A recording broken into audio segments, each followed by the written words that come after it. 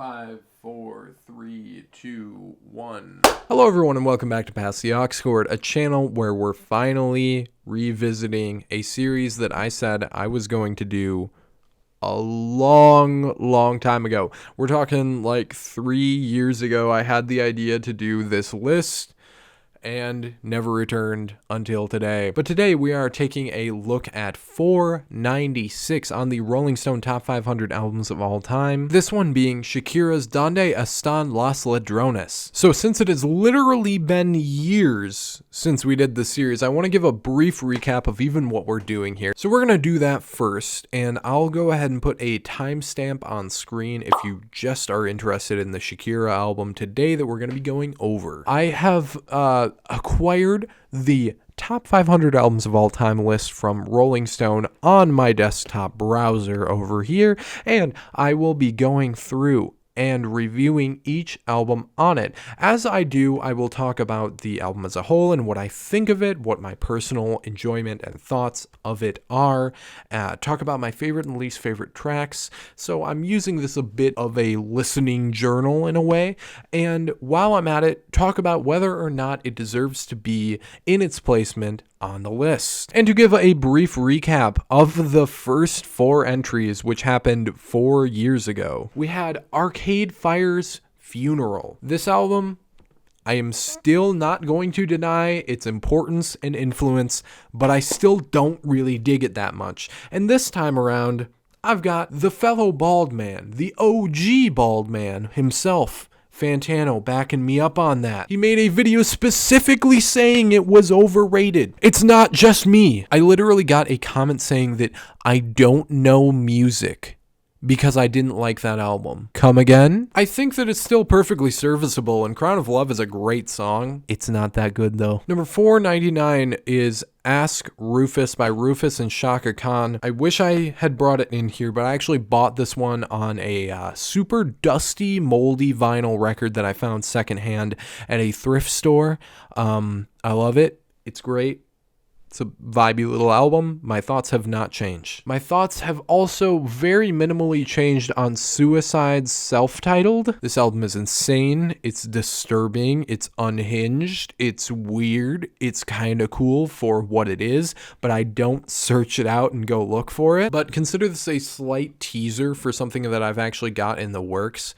I know now that there is much more disturbing music that exists than anything you find on here, which is saying a lot because Frankie Teardrop is fucking nightmare fuel. And the final one, number 497, was The Indestructible Beat of Soweto, and this project is still good music, but it's a cop-out. It's a cop-out to place it here because it's just a compilation. That's exactly what I said in the video then too. I went through and saw what my thoughts were at the time because it's not a particularly memorable thing, and yeah, it's a cop-out that they put it here, but the music on it's good. That is partially just so that we can kind of get up to speed here, and partially just to kind of recap my thoughts so you don't have to go back and watch the other ones. I guess they're pretty old, probably not that good. I don't know. Let me just say to start things off, I am not someone who knows anything about Shakira. I had no idea how uninformed I was, but basically my only points of familiarity were Whenever, Wherever, which is just a pretty good song in general, Hips Don't Lie, and her appearance on Wizards of Waverly Place back in the day. Now, in my defense, her heyday was when I was 8 years old, and this album came out in the 90s, so naturally I wasn't really even all that familiar with anything that was coming out when she was very popular in the Western area. Again, I would have been like 8 years old around that time, and then this is her more original stuff, so definitely was unfamiliar to me.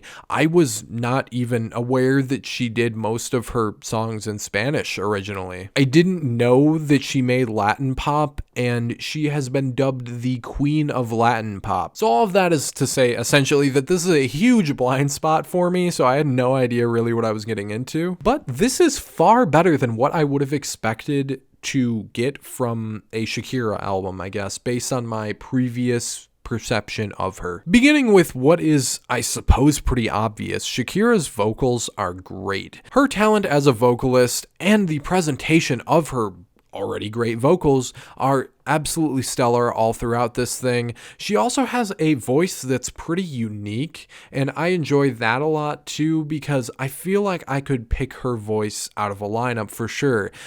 Some of it is just the natural accents and inflections that you would use while speaking Spanish rather than speaking English, but a lot of that translates over to her English spoken songs. So I guess it is just somewhat qualities of her voice or just the Colombian accent that she has in general, but it makes it sound unique, at least to my uninformed American ears, and I do really like her style of singing, and I think that she just sounds great all throughout the album. And considering this album has its roots in pop, that might be the most important thing, because the vocalist on a pop album is naturally very front and center. It's going to be the thing captivating most of your attention.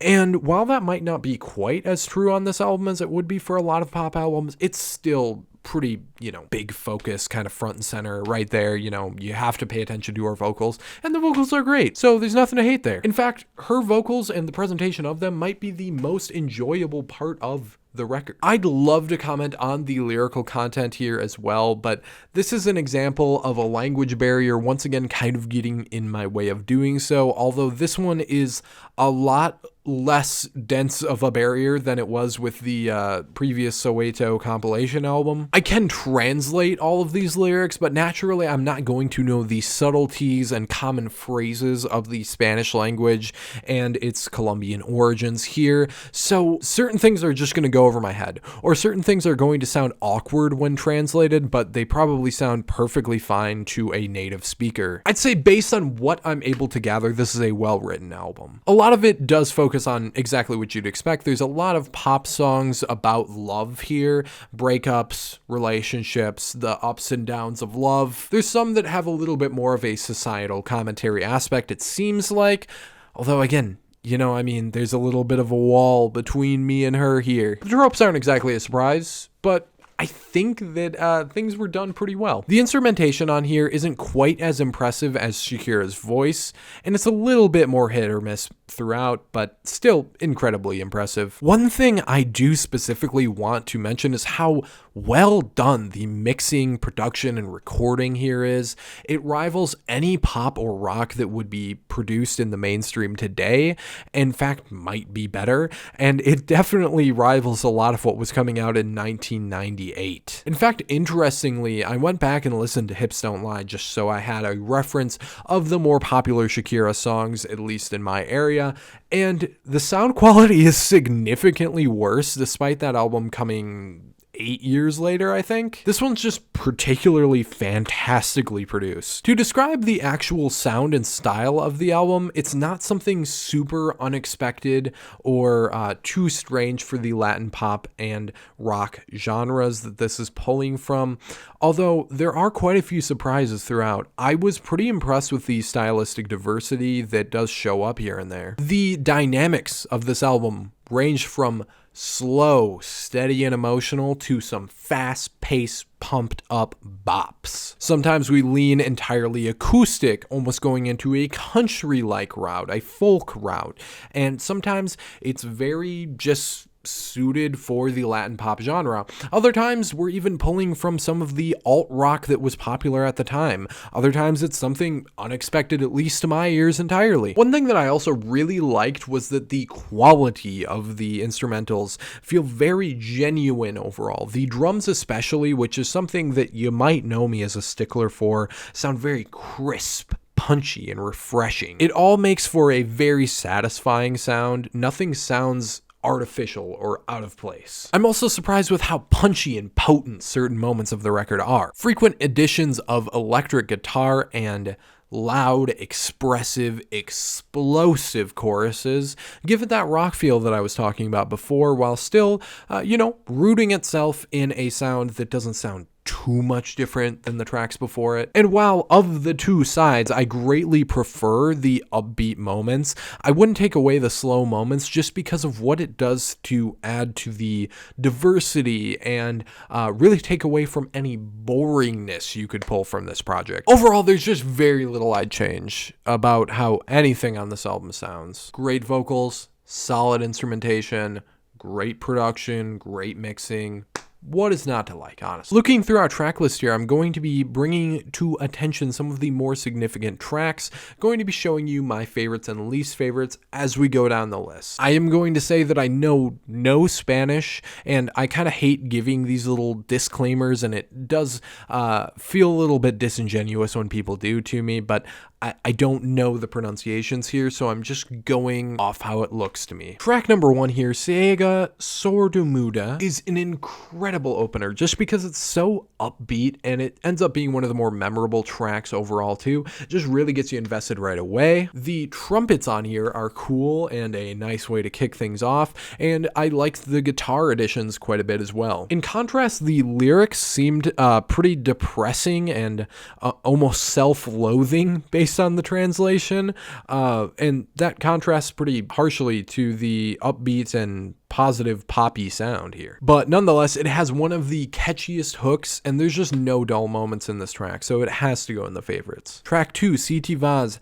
has some of the heavier alt-rock style guitars that I was talking about before, and the slow start leads to an incredibly explosive chorus, which is such a burst of bright energy. It's just as catchy as the previous track and has a very enjoyable, faster rock feel than it. This one's going straight onto the favorites. I'm going to talk about track 3 next year, and it might seem like I'm just going with talking about every track, but these are the last 3 that are in direct order. Moscas in La Casa is the name of this one, and it is the first time we see a slower song. It's an acoustic, lovesick track with a stronger emotional appeal. It just lacks the explosivity of the previous tracks and kind of stays stagnant with its pacing all throughout. And I just, it leaves me missing that loud, quiet dynamic, even if that is kind of a cheap thrill when all things are said and done. It's so effective on this album, and when we see one like this that doesn't take advantage of it, it always seems like kind of a missed opportunity to me, so it ends up hitting the least favorites. But I do want to clarify when talking about least favorites on this album that the gap between my favorites and least favorites is like a 7 out of 10 versus an 8 or 9 out of 10. Like, it's not a big gap. I still like this song quite a bit. Hopping down to track 7, we got Vuelvas, which has a bouncy, fast pace to it, which is very fun to listen to. This is another example of one of the catchiest hooks on the album, and I think it matches kind of the inspirational tone. I think this is one of the most popular ones here because I feel like I've heard it in passing, and I really appreciated taking a deeper listen of it, whether or not I'm just fooling myself into thinking I've heard it before or not. This is one of the most mainstream sounding poppy cuts, but it's just so infectious. It's got such a nice groove to it. Love it. Then hopping down again in order to 2. This one does have some powerful emotional appeal, but it is again one of the slower tracks, and really I'm going to be kind of redundant in my phrasing of what my least favorites and favorites are here, but I think these slower moments are just a tiny bit dull. I do in some ways appreciate that chill, slow vibe to it, and I think that it certainly has its place, but its place is probably not really anything that I'd search out. And the last one of these, track 10, Sombra de Ti, is maybe the most country rooted song we have. At least, you know, that's my point of comparison, is a little bit of a country or folk inspiration. And again, slower pace, lovesick, chill, emotional, but a little boring. But that's all okay because track 11, Ojos Asi, this is such a banger, dude. Such a banger. This one makes the whole album worth listening to, and it's the closer, so like perfect. Has a Western movie-like feel almost to it. It's like a kind of Latin take on what you would hear there. I don't know. That's like what it gave me. I'm picturing fucking cowboys when I hear this one. It's incredibly upbeat. It's incredibly fast-paced and hard-hitting. It's got a really cool use of backing vocals and actually has some elements of Middle Eastern music mixed in that way too. Really interesting, the blend of sounds here, because we've got the original Latin bass, then we have kind of what I said before with it making sense as some sort of Western movie soundtrack mixed in with an actual section that's in Arabic and some Middle Eastern influences as well. it's a boiling pot of things that comes together in a beautiful way. We've got violin and accordion on the track too, adding for even more interesting flavor and texture. It's a stellar way to close out the album. It really goes out on a bang. Seal of approval to the strongest degree. I tell you what, slaps. So now that we're through the track list itself, going through my favorites and least favorites, just to wrap things up, sum it up a little bit here, I'm really glad that this album ended up on the list, just because Shakira is not an artist I think I would have ever really gone out of my way to listen to, but I'm glad that I had to, just for the list, because what a fun little record here. As most things with a language barrier do, it took me a little bit to warm up to it, just because I am kind of a lyrics focused person, maybe more so than your average listener, so not really having that point of relation to it makes things a tiny bit more complicated for me. But the fun pop sensibilities, just the overall good groove to this one, it's undeniable. And it is really cool to see the seemingly a little bit more genuine side of Shakira in her earlier roots, before things got a little bit more commercial and a little bit more Western audience friendly, which is, again, kind of where I would have been more familiar with her previously. This feels more grounded, and, I can't speak for her and say that, oh, things had to be overly commercialized. She could very well just have wanted to make more Western sounding music. That's peachy. Either way, I like this better. I do. I still like Whenever, Wherever. That's still a fun track too, but this is some good shit. I'll definitely be returning to it regardless, so can't say anything bad. Then we get on to the secondary conversation, and maybe more the point of these videos. Does this album belong on the list? And a question of that magnitude is a little bit harder for me to answer, rather than just, is it good? Because, yeah, it's good. Because I like to take into account things like its overall influence, and its importance in the scene that it came from. Again, Latin pop, little bit of a blind spot for me, but given that Shakira has, as I mentioned before, been dubbed before the queen of Latin pop, it seems like she should be getting her flowers to some extent. Based on any reception I've seen of her albums overall, looking at a few different sources, this seems to be the best accepted. And I can see why, because, you got so many bops on here, dude. So she should get her flowers in some way on a list like this. This is a good way to do it. I have no real strong complaints. I don't know what kind of influence and importance this had in the cultural zeitgeist of the time, but I think it's fine to land here for sure. Not really necessarily up or down, just right where it's at is just peachy. And as far as actual score goes, I hit this one with a 79%, obviously about an 8 out of 10, just because in order to get beyond that point for me, usually you kind of have to be doing a lot to really blow my mind with it, do something super impressive or super unique. And, a lot of this is somewhat predictable, so I'm not really going to go out of my way to rate it super high, but everything that's done and attempted to do is pretty flawless, and that closer was unexpected and good. So it's about the thoughts I got on it, I guess. So if you did like this video, go ahead and drop a like on it and subscribe to the channel for more music related content coming your way. Hit the notification bell for the same thing as well. And I will see you in the next video.